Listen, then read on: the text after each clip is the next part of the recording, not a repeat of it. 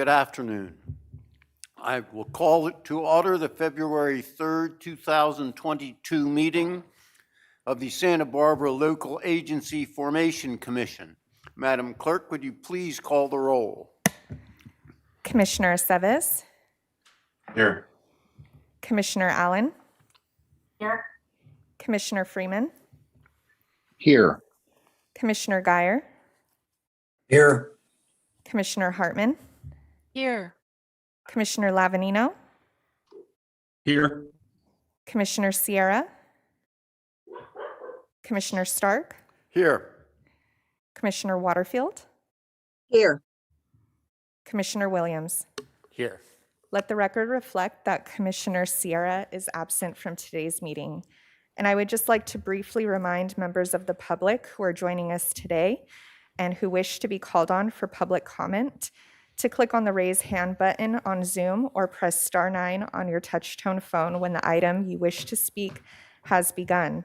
When the chair calls for public comment, the clerk will announce you and will unmute your microphone at the appropriate time. Thank you. Thank you, Madam Clerk. At this time, please stand and join the commission in pledging allegiance to the flag. Ready? Begin. I pledge allegiance to the flag of the United States of America and to the republic for which it stands, one nation, under God, indivisible, with liberty and justice for all.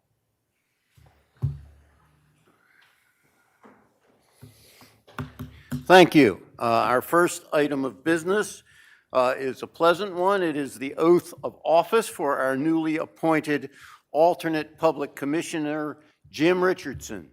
Madam Clerk, would you please administer the oath to Mr. Richardson?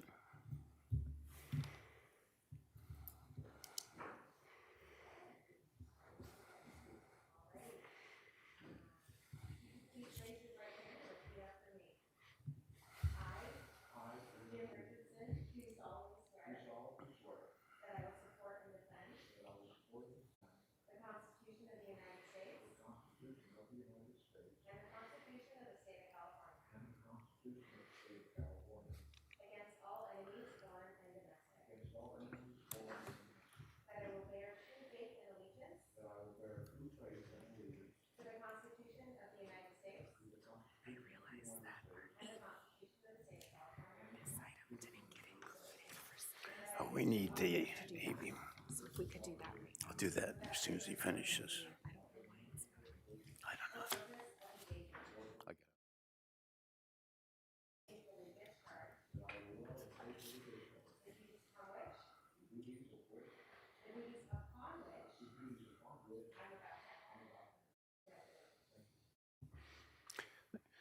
Thank you.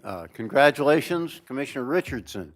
I should note that we should now, without further ado, do the Assembly Bill 361 determination concerning the continuing public health emergency.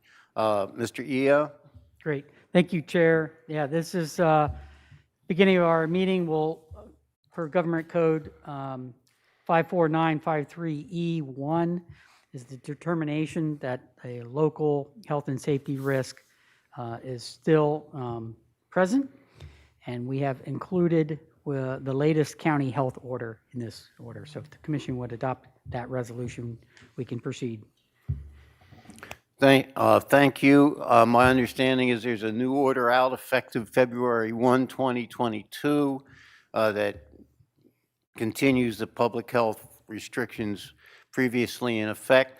I would entertain a motion to approve. So moved, Waterfield. Second by Hartman. Motion and a second. Would the clerk please call the roll? Commissioner Aceves. Aye. Commissioner Freeman. Aye. Commissioner Guyer. Aye. Commissioner Hartman. Aye. Commissioner Lavanino. Aye. Commissioner Waterfield. Aye. Chair Stark. Aye. Motion passes unanimously. Thank you. My assumption is there were no requests to speak from the public. I apologize for not asking for public comment.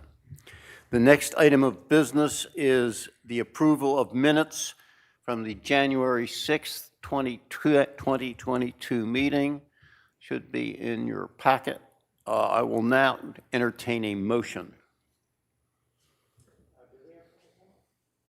Do we have one? That's after. No, I've got the minutes before the public comment. Doesn't matter. No. I think that's okay. I have the minutes before the public comment here. In any event, may I have a motion to approve the minutes? Hartman moves approval of the minutes. Is there a second? I'll second. Is there any further discussion? Hearing none, Madam Clerk, would you please call the roll? Commissioner Seves, Aye. Commissioner Freeman, Aye. Commissioner Guyer, Aye. Commissioner Hartman, Aye. Commissioner Lavanino, Aye. Commissioner Waterfield, Aye. Chair Stark. Aye. Motion passes unanimously. Now we have time. The time is for members of the public to speak on items that are not on the agenda. Madam Clerk, are there any requests to speak on items not on the agenda? Chair Stark and members of the commission, we have no requests to speak under public comment. Thank you, Madam Clerk. The next item of business is the approval of the consent calendar. I would request any commissioners or ask if they would like to pull an item from the consent calendar.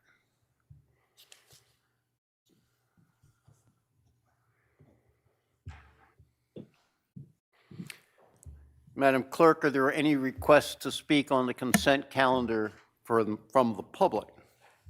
Chair Stark and members of the commission, we have no requests to speak. Thank you. I would not now entertain a motion to approve the consent calendar. I move to approve it. There. Did you get the mover and seconder? It's been moved and second. Madam Clerk, would you please call the roll? Chair Stark, I did not hear the second. I have second it. Commissioner Guyer as the mover. I'll second it. Thank you. Motion is second. I would note that the sole item on the consent calendar is report on disbursements. Madam Clerk, would you now call the roll, please? Commissioner Seves, Aye. Commissioner Freeman, Aye. Commissioner Guyer, Aye. Commissioner Hartman, Aye. Commissioner Lavanino, Aye. Commissioner Waterfield, Aye. Chair Stark. Aye. Motion passes unanimously. Thank you. The next item is business item number 1. Will the clerk please read that item into the record? Chair Stark and members of the commission, business item number 1 is to consider recommendations regarding a work program for water, wastewater, recycled, stormwater, municipal service, and sphere review, and to approve the proposed outline and schedule. Thank you. I would ask our executive officer to report. Thank you, Chair. Good afternoon, Commission.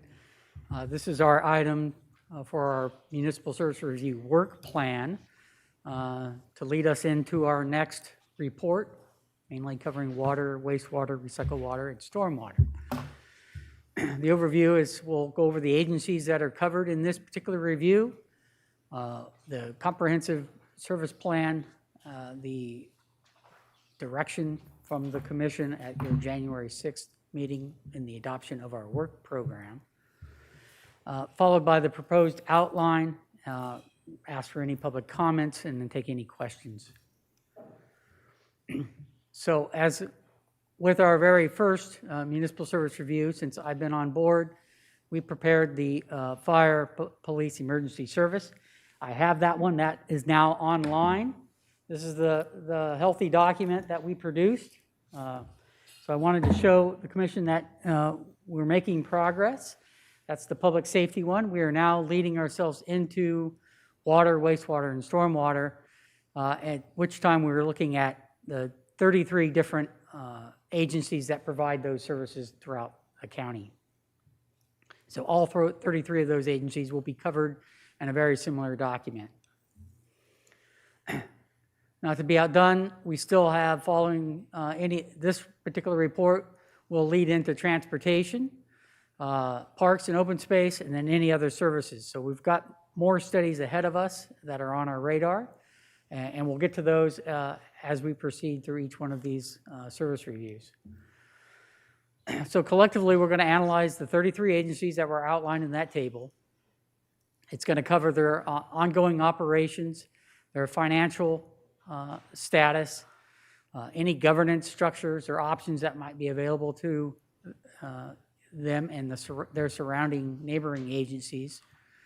It's going to look at their ability to provide those particular services that are in the document, their importance within that area, and we're going to cover the determinations that are required by state law, both for the municipal service review and spheres of influence for agencies that will get adopted spheres at the conclusion of this report.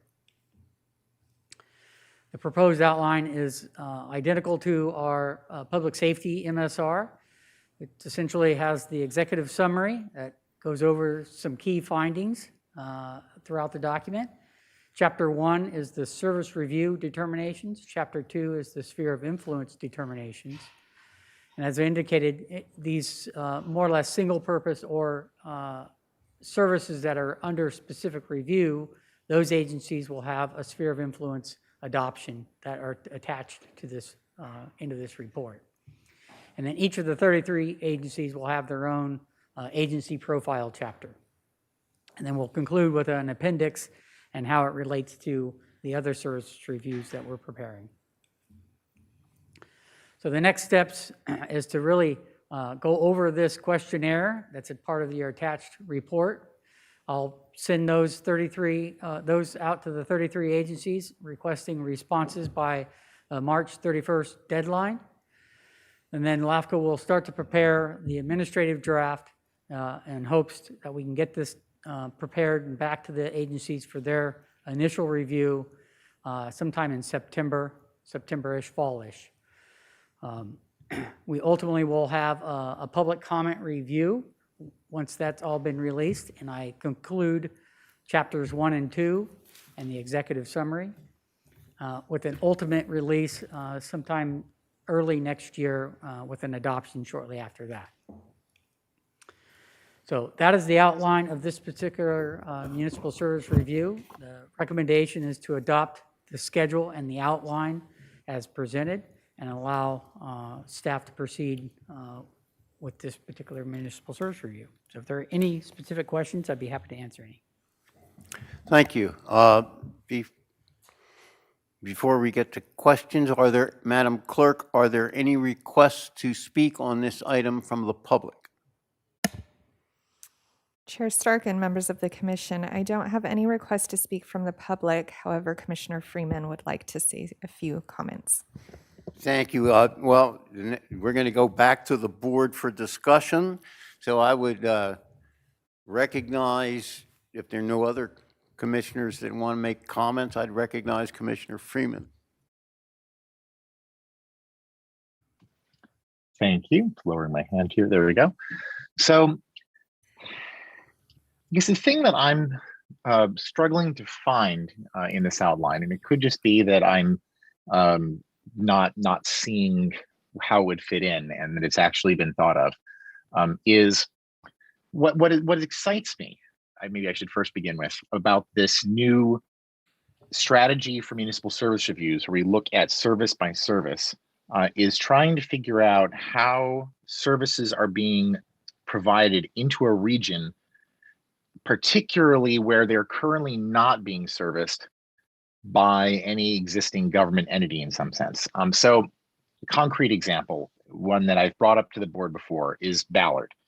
Ballard is somewhere between San Ynez, Los Olivos, and they are not being serviced by either the San Ynez Community Service District or the Los Olivos Community Service District, but there are people in Ballard whom I've talked to who have been interested in being able to one day have sewer service.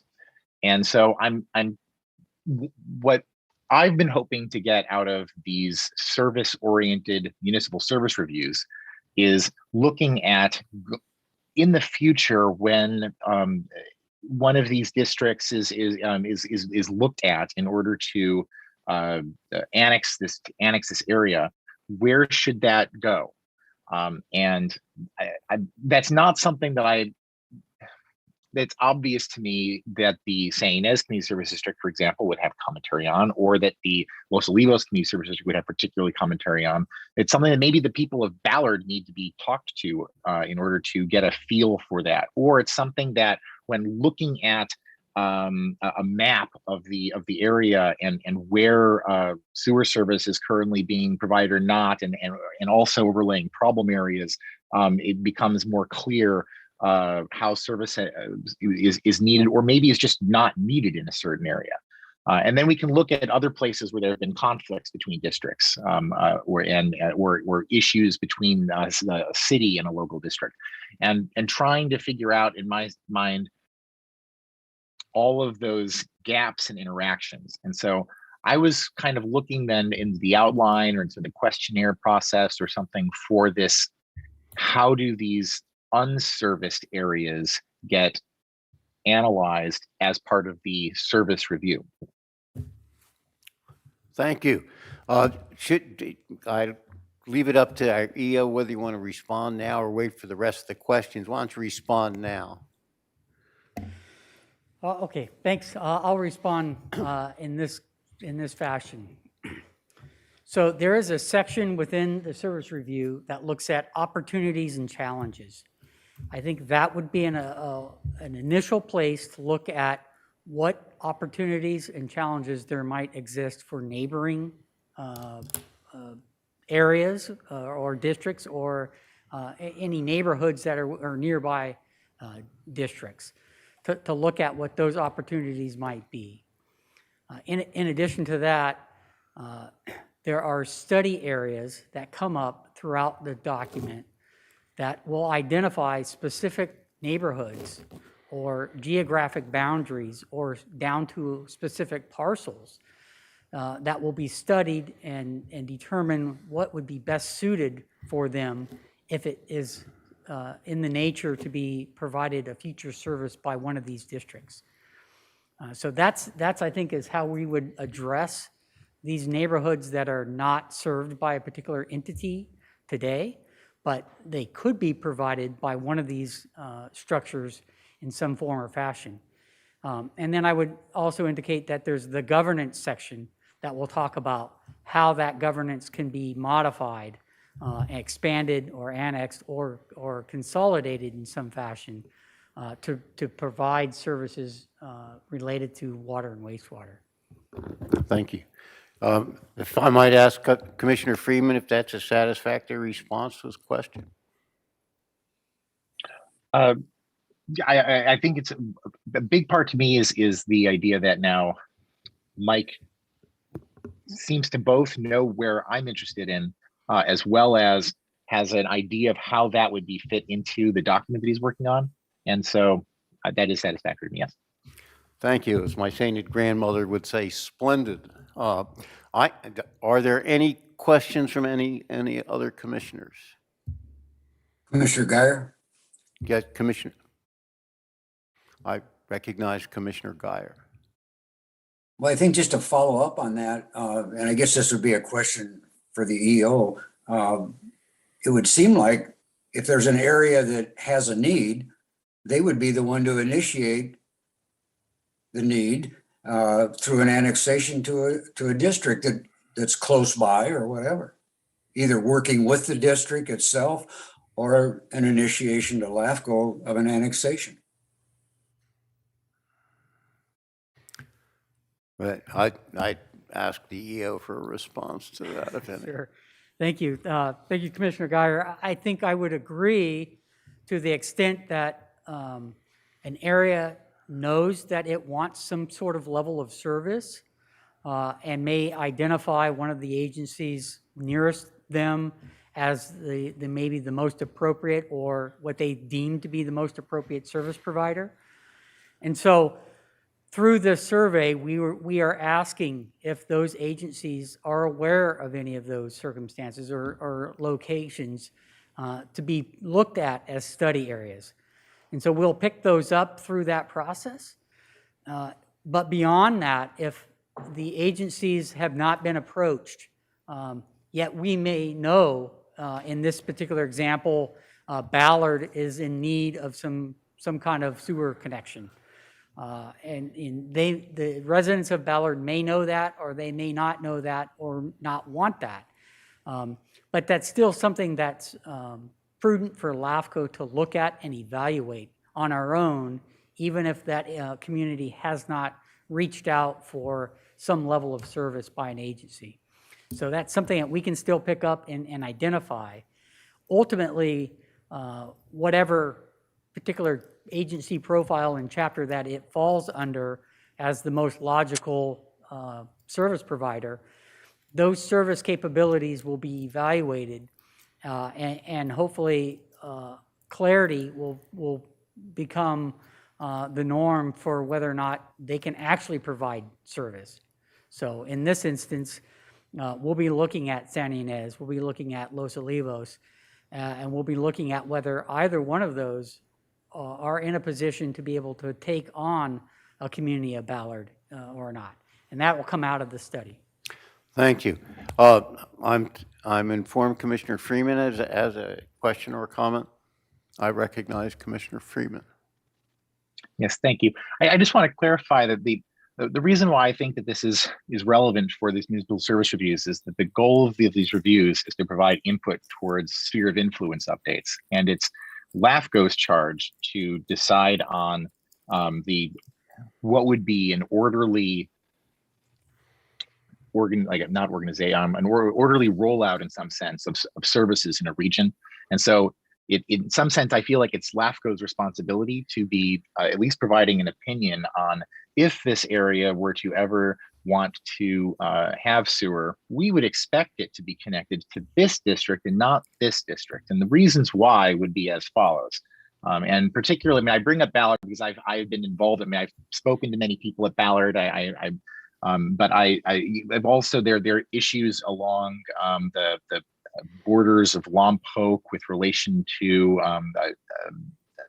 the Mission Hills Community Service District, and essentially like questions of for individual properties where under what agreements different districts where not just district, different government entities should be providing services in those areas. And I feel like that's, as part of our municipal service review, we want to have a comprehensive picture of all of that, because that affects the sphere of influences and our later decisions on annexation. And just because somebody comes to us and says that they would like to be annexed to a particular district, we might, as LAFCO, point out that you want to be annexed to this district, but you're like right next to this other district. Maybe you should be part of that district. So that's why I say this. Thank you. If does any other commissioners have any questions? I'm seeing a horizontal shake of the head indicating no. I have a few questions which I think can be readily confirmed by your EO, if I can rattle them off real quick. The first has to do with climate change plans. Am I correct that in the course of the review of the service provisions, then you will be inquiring into the existence of non-climate change plans, not only in terms of what the agencies are doing to reduce their greenhouse gas emissions and their footprint, but also in terms of the adaptation of their facilities and infrastructure in the case of emergencies caused by the increasing effects of climate change. Is that correct? That is correct. I will note that it's facilities related to water and wastewater. So we wouldn't be looking at their police building or something. That would have been in our other service review. And to be clear, my understanding is that while cities and counties have to have a safety element specifically tied in a general plan, that is not a specific requirement for special districts, but they're encouraged if I understand correctly, to use best practices and plans for climate change. I think that's correct. That's correct. That leads to the second question, as long as we're rolling. Is my understanding correct that you can ask private water systems for information even though we don't directly regulate them? Yes, and we will be including private mutual water companies as part of the study, just to at least identify where they're at and how they fit into the picture. And this leads me to my next, which I think is equally succinct. My understanding is you will identify any distressed community ducts in the course of your review, and if any of them are engaged in the business of providing water, is there any indication whether you will look at whether they have a path to any federal or state fundings that are available, the SAFER program or any of those other programs? Correct. And it is also correct that you would pick up any environmental justice issues to the extent they're associated with any disadvantaged communities? Yes. And last, do I understand correctly that for any districts that are transitioning to district elections or considering that, you would comment or note that in the course of review, even though that's really not directly a LAFCO concern? Yeah, we will make the notation if they're moving to a district. Thank you. I would recognize Commissioner Aceves. Now, I actually have another sewer question. The last several years, we've had annexations when tanks fail. Will that be addressed in your review to identify additional potential opportunities for annexation for houses around those specific sites?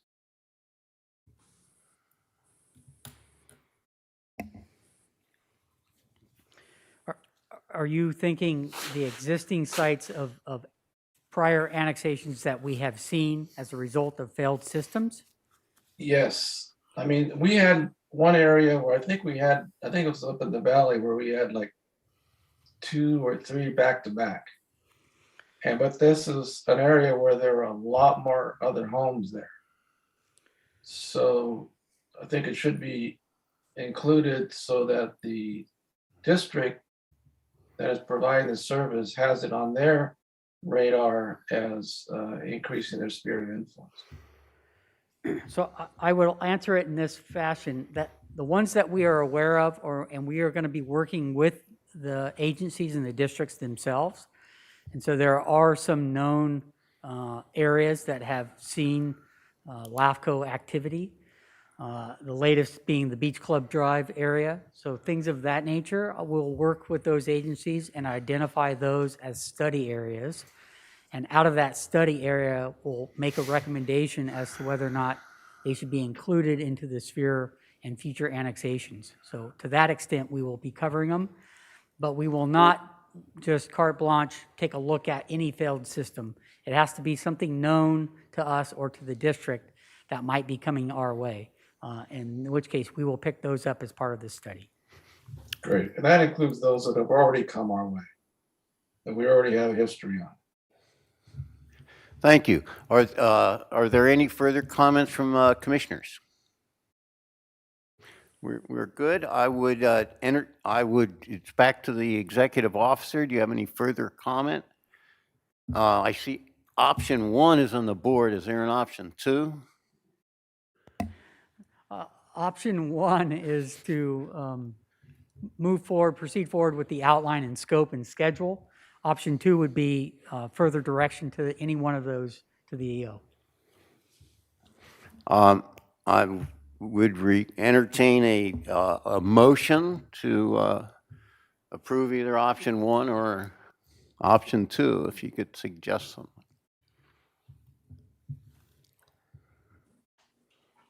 I'll move for approval. Option 1. We have did you get the motion? Is there a second? Hartman seconds. We have a motion and a second. Um, Madam Clerk, would you please call the roll? Oh, I guess I should ask, is there further discussion on the motion? Is there public comment on the motion? Is there public comment on the motion? Chair Stark and members of the commission, we have no request to speak. Thank you, Madam. In that case, Madam Clerk, would you please call the roll? Commissioner Seves, Aye. Commissioner Freeman, Aye.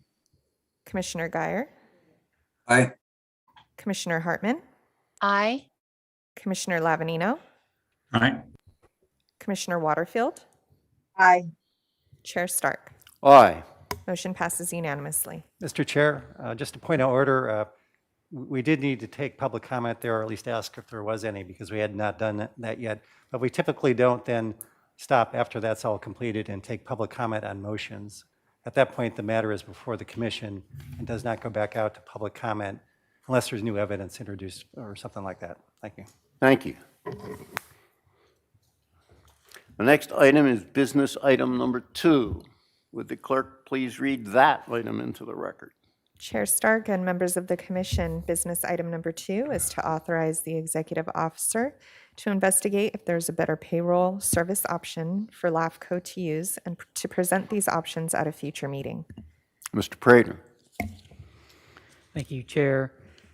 So this item, staff has been working with our current payroller, ADP, and the state EDD personnel to file our local taxes for the year 2021. As a result of our enrollment into the Social Security program back in the early part of last year, the state required that LAFCO be assigned a second California ID number. And so that was issued to us. That essentially covers the employees that are on Social Security benefit, which is your executive officer.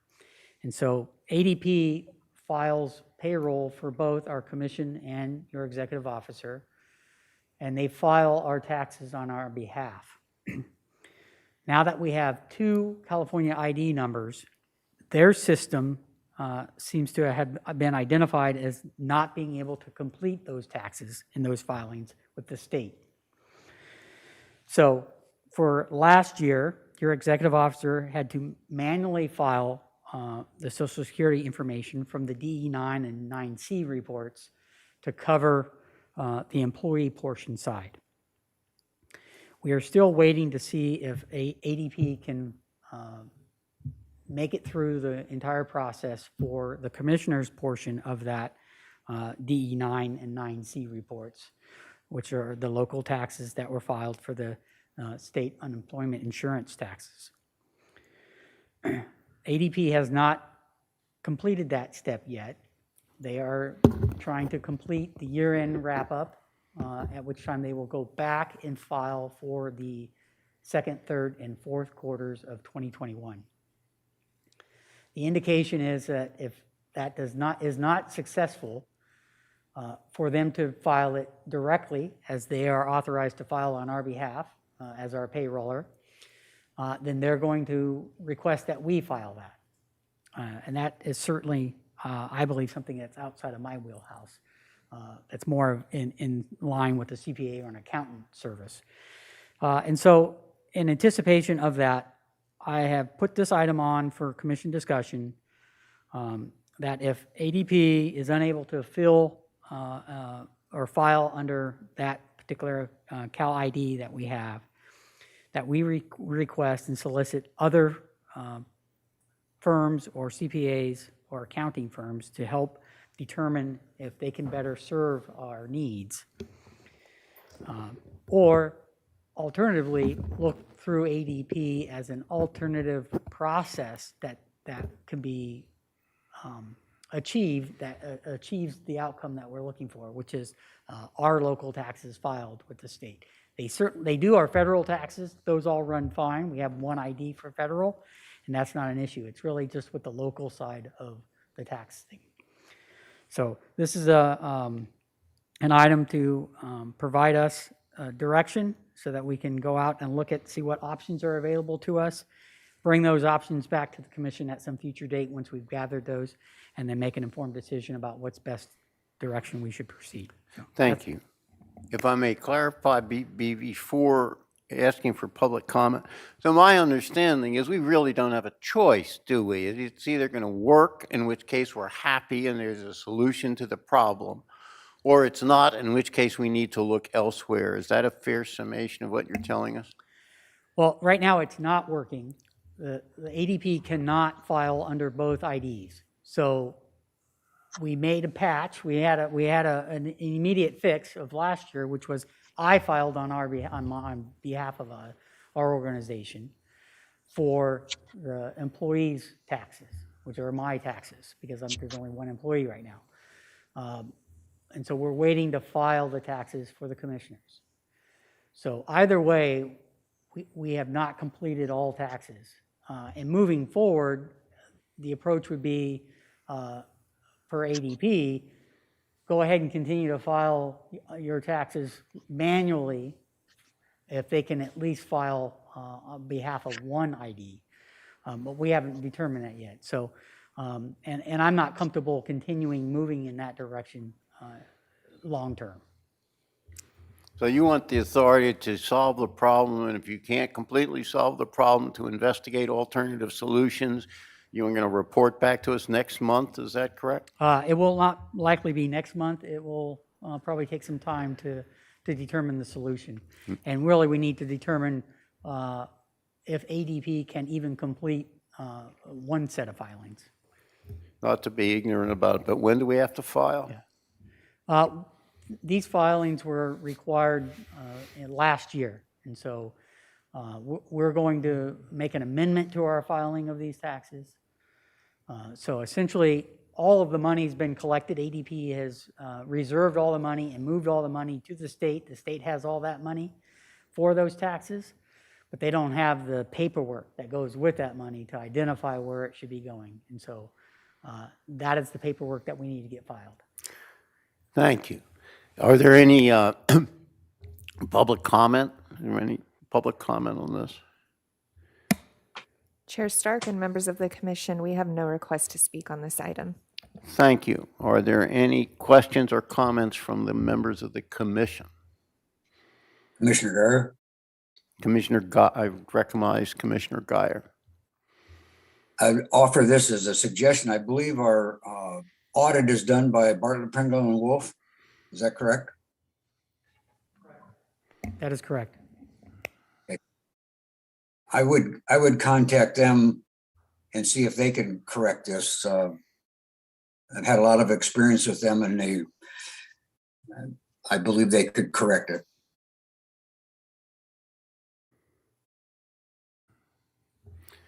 Thank you. Are there further comments? Commissioner Richardson. My question would be, is ADP the only payroll services around? Are there other companies that do those sorts of things?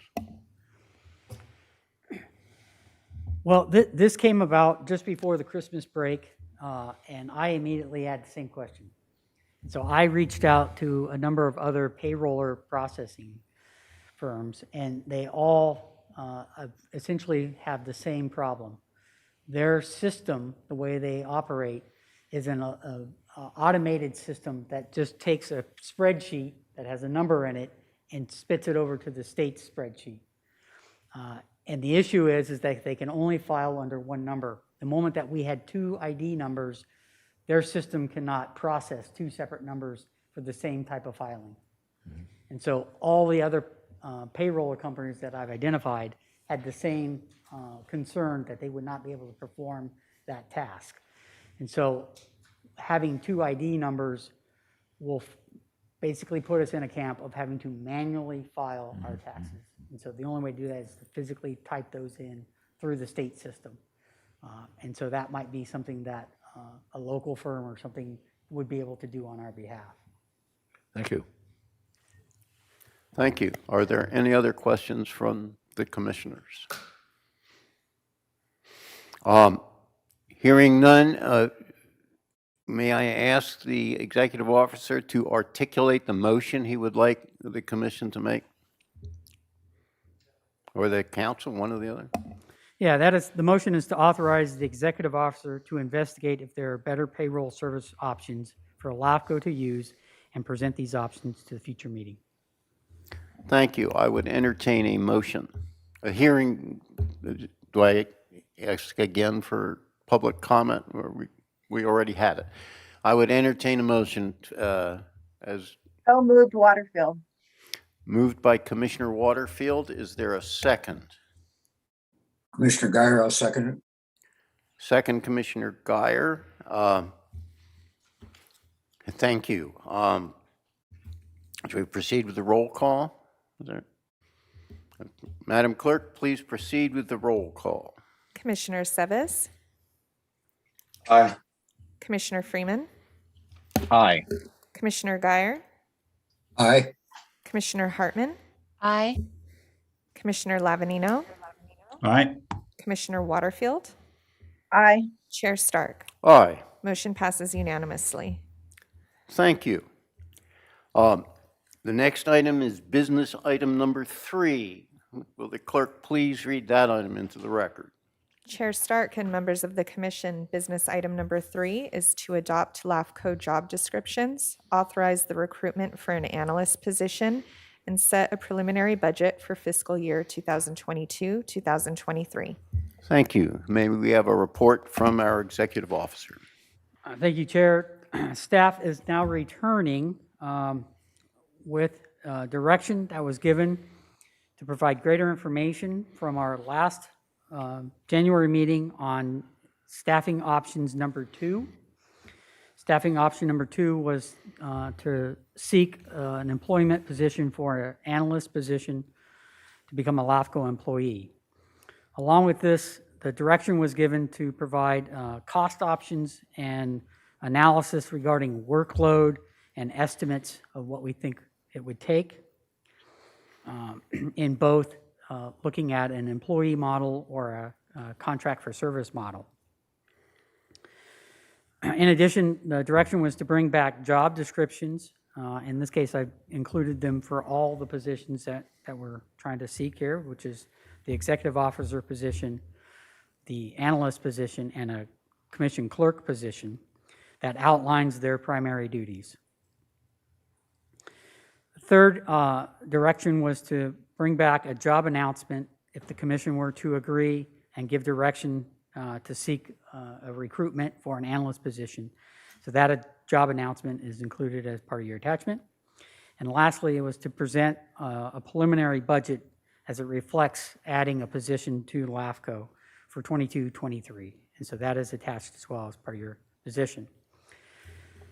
The commission also requested that the executive officer meet with the commission clerk and her office and decide what sort of needs are needed out of the clerk of the board. We did have a meeting earlier this week, and the conclusion is that although LAFCO's workload has increased over the years, as you can see, identify in the report, that the clerk of the board would run the county process on seeking any assistance to help meet the LAFCO workload through their own process, and not necessarily through LAFCO. So some of those duties may be reassigned based on the particular recruitment that we have, or what we can offer depending on the particular applicant that we get. So that's our report for this item. We're requesting any direction to staff. Thank you. I think it might be appropriate at this time to ask the clerk of the board. Ms. Alexander, do you have any comments on this particular thing at this time? I don't mean to surprise you, but I thought I'd give you an opportunity. Thank you, Chair Stark and members of the commission. I think Executive Officer Prater summed that up nicely. As he stated, we did meet earlier this week with the County Executive Office to go over our concerns and ensure that each party's our concerns are addressed, sorry. And the Only information I can provide at this time is that we are continuing to have those discussions and negotiations, and we are in the preliminary budget discussion as well for the clerk of the board's office and the county executive office. So more is to come in the future.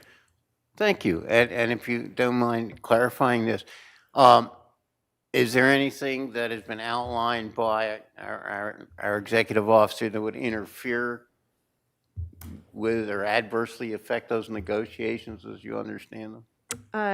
No, nothing at this time. Thank you. Thank you. It would be appropriate at this time to ask if there are public comment on this proposal? If I Chair understand- Stark and members of the board, we have no request to speak on this item. Thank you. I would turn it over to the commissioners. Am I understanding correctly that what you wish to proceed with is a recruitment for an analyst, which is essentially a planner model? Is that basically correct? Yeah, the recommendation here is to adopt the job descriptions as presented, allow for the recruitment of an analyst, which is in line with kind of a planner role position, or any other analyst with the credentials and experience as outlined in the announcement. And then look at the preliminary budget to see that that will cover the cost for that recruitment. Thank you. Do you have a dollar range that you're going to hear at this time? The preliminary budget is roughly $580,000. Inclusive of everything? Inclusive of everybody. Thank you. I would now open this to commission questions or comments.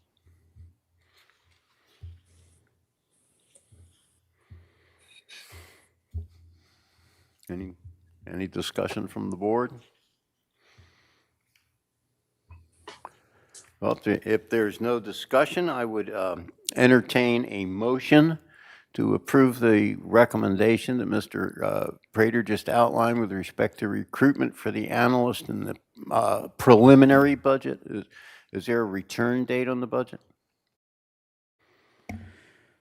We will return in April for a proposed budget for 22-23. So this would be a preliminary proposed budget. Thank you. I would ask, if there's no discussion and no public comment, I would entertain a motion. Whoops. So moved, Waterfield. Commissioner Waterfield Yes. and Commissioner Hartman, in that order. Commissioner, I'm sorry, I'm seeing heads. She made the motion, I'll second the motion, and then if there's further discussion, I had a couple of questions. Okay, there's been a motion made, a motion seconded, and a request to discuss the motion, I believe, from Commissioner Hartman. Is that right? Yes.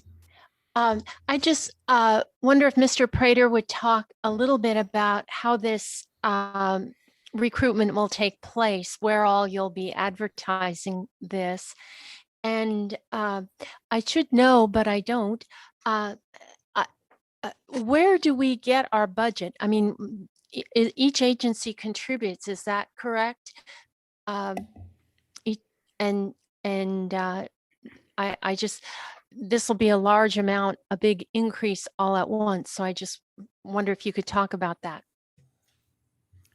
I'd ask Mr. Prater to respond. Great, yeah, thank you. So as outlined in the staff report, the advertisement for this position would be through LAFCO, a posting in the local paper, and online through some sort of recruitment service. So those would be the three postings. Would you be willing to consider direct to Cal Poly and UCSB? Sure, if there's a contact that I can get, I will send that directly to those. And the county also has a job. They post all their jobs, and we're so closely connected to the county. I would think they would post this as well. I will reach out to Human Resources and see if we can get our listing in with the rest of those county job listings that I periodically see. And so I can add those two as a distribution, not a problem. And essentially, the way I envision this process is it'll probably be a two-tier process of interview. So I'll probably have a first round of interviews after gleaning the number of potential applicants that are seeking this position.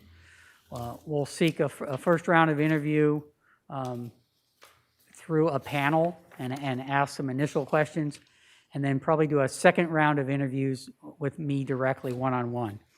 And then we'll make a selection from that choice based on the recommendation from the initial panel. As far as the budget process goes, our budget, LAFCO's budget, is funded by our member agencies. So 1/3 of the budget is funded by the county, 1/3 by the 8 cities, and 1/3 by the special districts. And that budget is slightly offset to the extent by our revenues through planning studies as identified in the budget line item. And so that is essentially the applications that come before LAFCO help offset that. And that's how our budget is derived. And do we give them, the member agencies, a preview or let them know so they aren't surprised come the budget cycle? Yeah, so I think if the direction is to authorize this preliminary budget, I will be sending this preliminary budget out to all of the member agencies in identifying that this is the direction the budget is heading before we set the proposed budget in April. And then after the proposed budget, we send that budget as well to all the agencies before we adopt the final budget.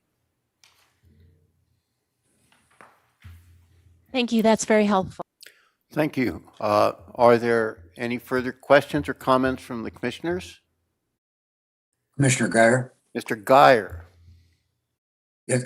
Just kind of a follow-up on Commissioner Hartman's comments. I assume that we'll post it on the LAFCO website also. Thank you. Yes, we will. Thank you. If there's no further discussion or comment from the public, I would, and there's been a motion and a second, am I correct? I would ask the clerk to call the roll. Commissioner Seves, Aye. Commissioner Freeman, Aye. Commissioner Guyer, Aye. Commissioner Hartman, Aye. Commissioner Lavanino, Aye.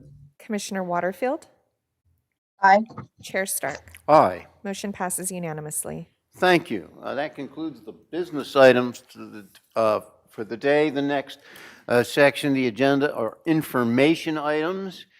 Information item number 1. Madam Clerk, please read that. Chair Stark and members of the commission, information item number 1 is to receive and file an update from Califco legislative summary. Thank you. Mr. Prater. Thank you, Chair. This is a summary of both the OPR and Senate Governance Finance Committees. They published their year-end 2021 legislative reports. Those have been attached for your commission to review of all of the accomplishments in legislative matters for the last year. The Assembly Local Government Committee also produces a report. Unfortunately, they did not have theirs in time for our agenda packet, but whenever that does become available, I will forward that to all of the commissioners. So with that, this is a summary of the legislative accomplishments from those entities. And if the commission has any questions, or if you'd like a specific bill that's identified to be brought back for an agenda item, I can bring one back at a future date, and I'd be happy to do that. Is there any questions? I'd be happy to answer any. Any question? I do have a question.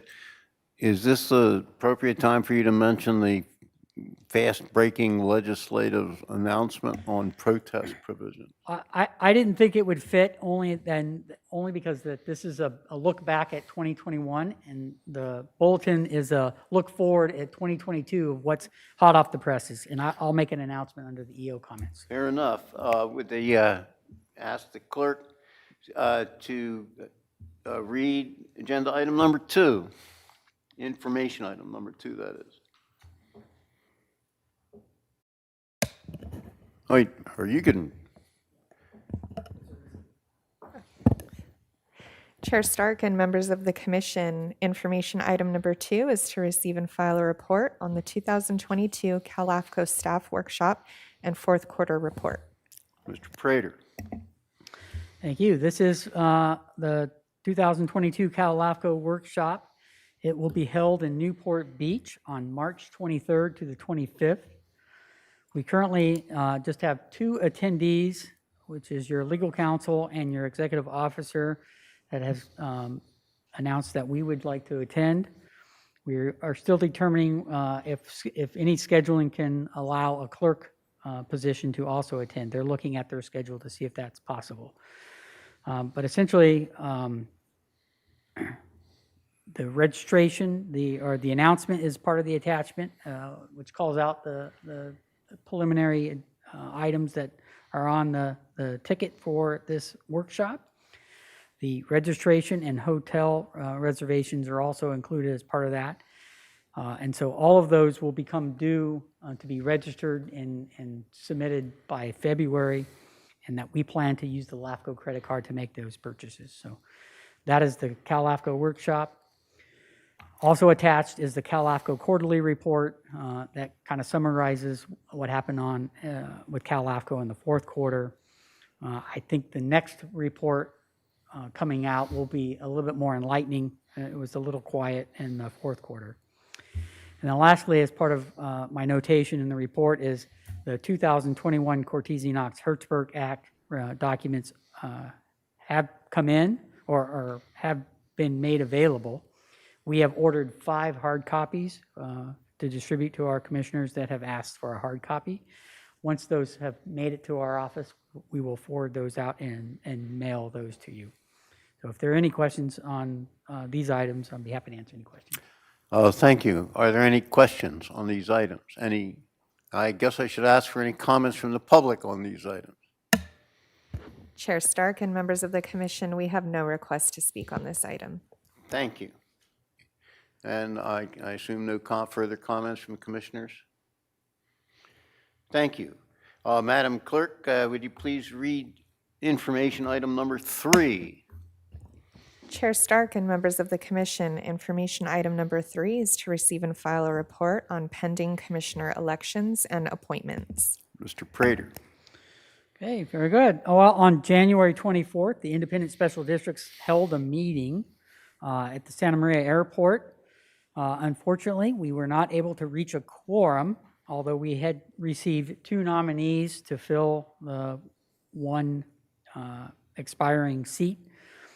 So those 2 nominees, after I've had a chance to sit down with our legal counsel and look and review the code, we had determined that we can proceed straight to a mailed ballot election process. And so that process will start on February 11th and run through April 11th. And this is a correction to the statement that I made at the special districts meeting, in which I indicated that we would start the whole process all over again. We've now concluded that we had 2 valid nominations, and we can proceed straight to a mailed ballot election process as a result of that. And so that is the direction that we will now be heading in, and we are giving them 60 days to submit their ballots in that time frame. We are required to receive 20 ballots to reach a quorum, with the majority of those received being the winner of that particular election. And so if we had 16 attendees at the meeting, so we were just short.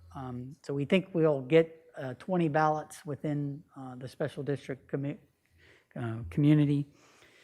If after the end of that 60 days, if we still do not have 20 ballots, we will extend the period until we reach the number of ballots needed to be able to appoint that seat.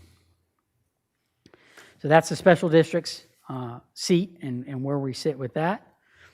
The 2 county member seats are also, those terms are also expiring in March. As I understand, the board will be making their appointment on February 15th. And so we'll keep the commission posted on who is fulfilling those seats at that time. And that concludes our presentation for item 3. Thank you. Are there commissioner questions or comments about this item?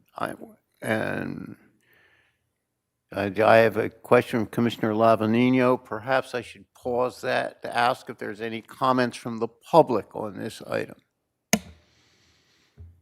Chair Stark and members of the commission, we have no request to speak on this item. Thank you. And I would recognize Commissioner Lavanino.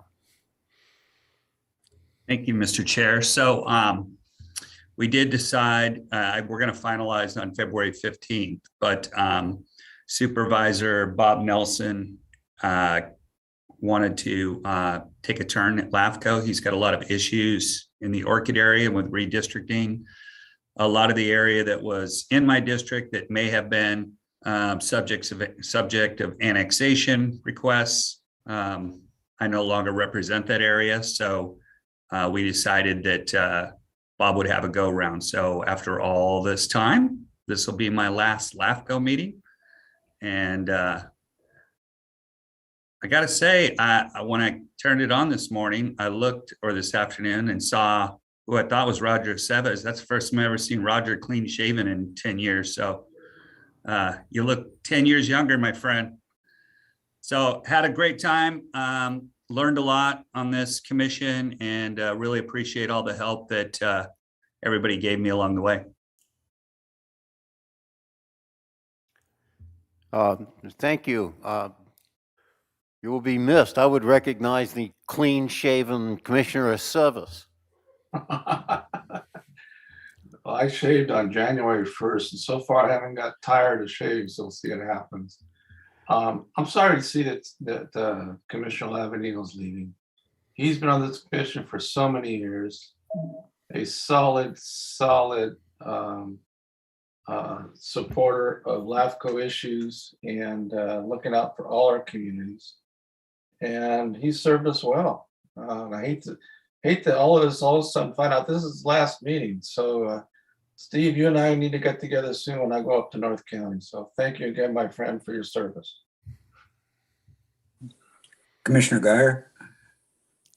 Yes, I recognize Commissioner Guyer. I'd like to thank Steve for his service. I've really appreciated your presence and your leadership here, and thank you very much. Thank you. Anyone else? Mr. Prater. On that note, just so everybody knows, I think we'll be bringing an item back to honor Steve and his time and commitment that he's put into LAFCO over the years. And in addition, with his stepping down, he is identified on the legislative committee, and so we'll be bringing an item back to backfill that position for us. Thank you. Yeah, I'm not leaving without a plaque, so I'm coming back to get that. At least we'll all get to say some kind words to you. Cheese is no object with respect to the tastefulness of the plaque. I'm sure. Thanks. We don't need a vote. It's an information item. I would ask our clerk to read into the record information item number 4. Chair Stark and members of the commission, information item number 4 is to receive and file a report on file number 22-01 for 1351 Holiday Hill, sphere and annexation to the Goleta Sanitary District. And I would just like to remind any members who are joining us on Zoom from the public, if you would like to request to speak under this item, please use the raise hand feature. Thank you. Thank you, Chair. I recognize this is just an informational item to announce that we have received a petition to amend the sphere of influence and annex a 4-acre parcel into the Goleta Sanitation District. This particular project does require some land use permits from the County Planning and Development Department, and they are currently submitted to the county. And so the LAFCO process will follow those approvals. So essentially, they need their land use entitlements before LAFCO can make final decision, as the county is also the lead agency on CEQA. So this is just to announce that a petition has been filed. Thank you very much. We now come to the last portion of the agenda, which is commissioner and staff announcements. I would ask the commissioners if they have any announcements or requests for future agenda items at this point. All right, anyone else? Anyone? I do have a brief announcement on a peripheral matter that I think would be of interest to all commissioners as well as commission people in the public generally.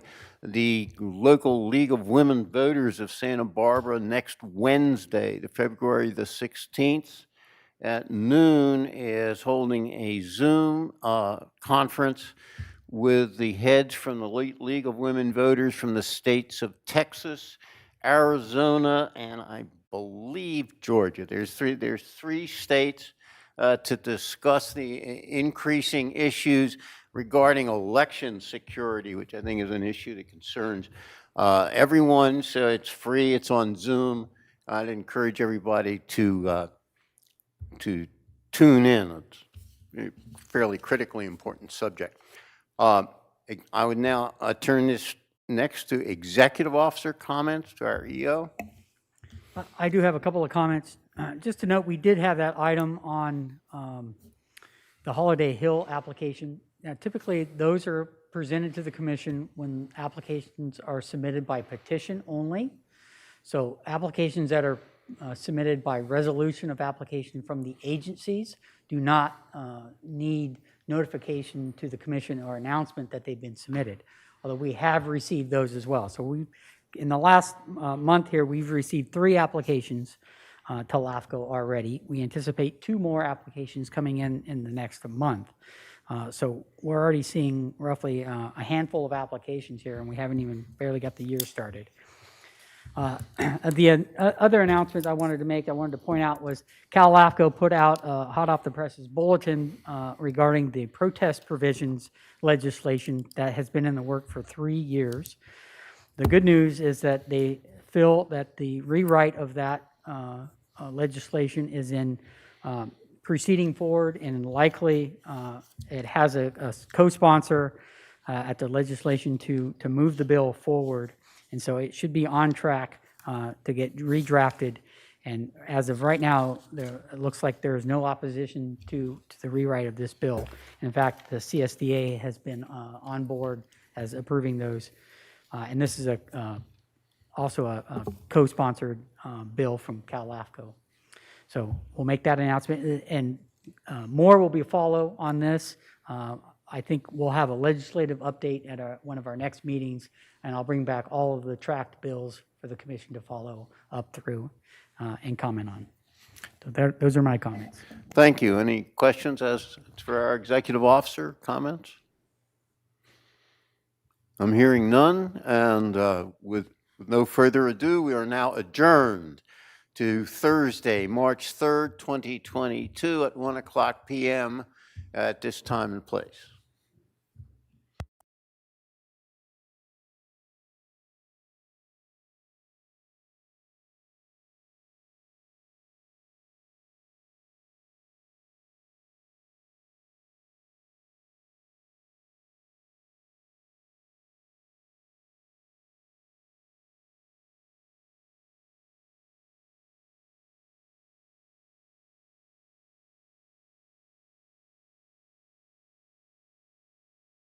Would like to note for the record, we did lose all of our commissioners on Zoom, so I don't believe we have a quorum anymore. If we, It's just an Okay. announcement.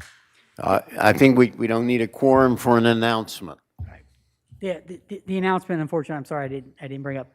We'll likely cancel our March meeting, but that'll be the announcement that I'll make. And so we'll send that officially through the notice and through the chairs, that the March meeting will likely be postponed or canceled, and we'll likely meet in Thank April. you. Do you have the We'll meet in probable date of the April meeting? Would be April. It's regular standard meeting, what's that, the 3rd or something, 7th? April 7th. April 7th will be our next meeting. Thank you. Well, we